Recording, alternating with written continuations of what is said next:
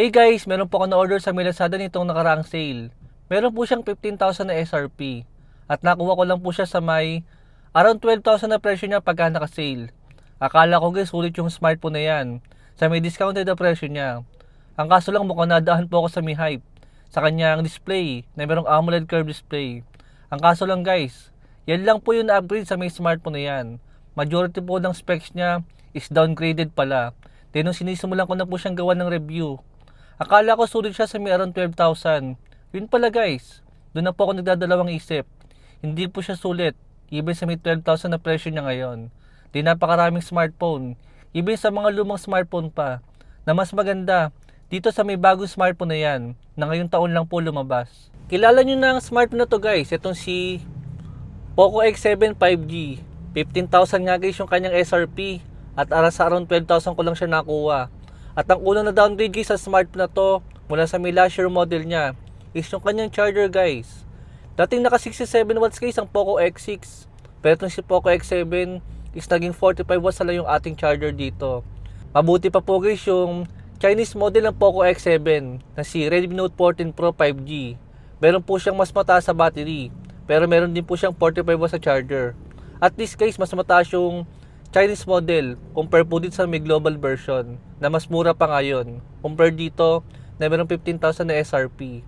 Or kahit nga guys sa may 12K nyo siya makakuha, still hindi pa rin po siya sulit dyan. Alam nyo pa guys, isang hindi na bago sa may Poco X7 5G is itong storage type po niya.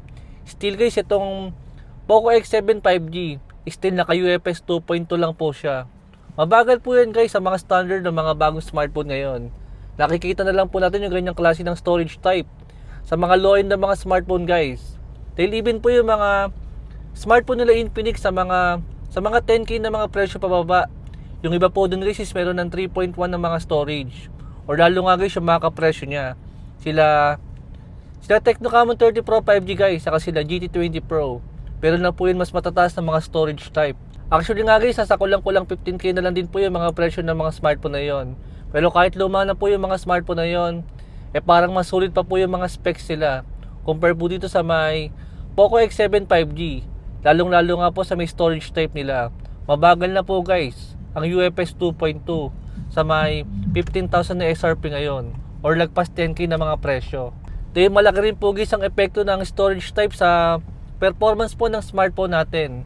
At kitang-kita po yan dito sa may Antutu score natin sa may overall na score nila. Pag mababa guys yung storage type natin, mababang score din po ang makukuha natin dyan. At malaki yung epekto na yun guys sa pag-open po ng mga application, lalong-lalo sa may gaming. Malakas po makabagal yan pagka po mabagal ang storage type natin. Isipin mo guys, 2,000 pesos lang po ang difference ng Poco X7 Pro saka ng Poco X7. Pero guys, ang storage type po ng Poco X7 Pro is meron po siyang UFS 4.0 na storage type na dyan. Compare nyo naman po sa may 2.2 na napakabagal na, at nakikita na lang po natin yan sa mga low-end na mga smartphone ngayon. Isa pang hindi talaga maganda sa mga Poco na mga smartphone ngayon, especially dito sa mga X series po nila, lalong-lalo guys sa mga base version. Itong kanilang mga camera guys. Dito ko na po sila sinubukan sa night mode para po makita kung talaga bang maganda yung mga camera nila Poco. Dahil kung sa mga maliliwanag ko po susubukan yan, pwede po nating masabi na maganda yan. Kaya dito ko po sila sinubukan sa night mode.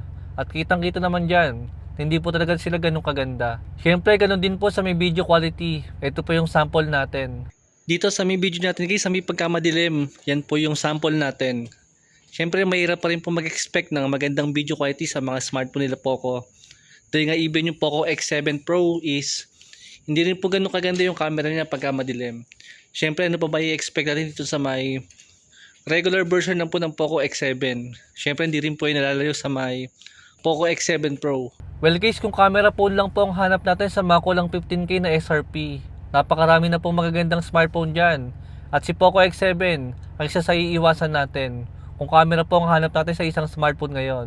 Lalong-lalo sa mga ganitong kamahal na mga smartphone na. Ito po guys yung sample ng ating front selfie camera sa may video. Sa may 1080p lang po siya, saka 30fps na video. Medyo negative to guys kung sakali mang gusto nyo po ipang video yung front selfie camera niya pagkagabi, dahil hindi po talaga siya ganun kalinaw. At di rin po siya ganun ka-sharp dahil po Mababa po guys ang 1080p kung ipambibideo po natin, lalo po pagka madilim pa na ganyan. Kaya talagang medyo hindi po ganun kaganda yan.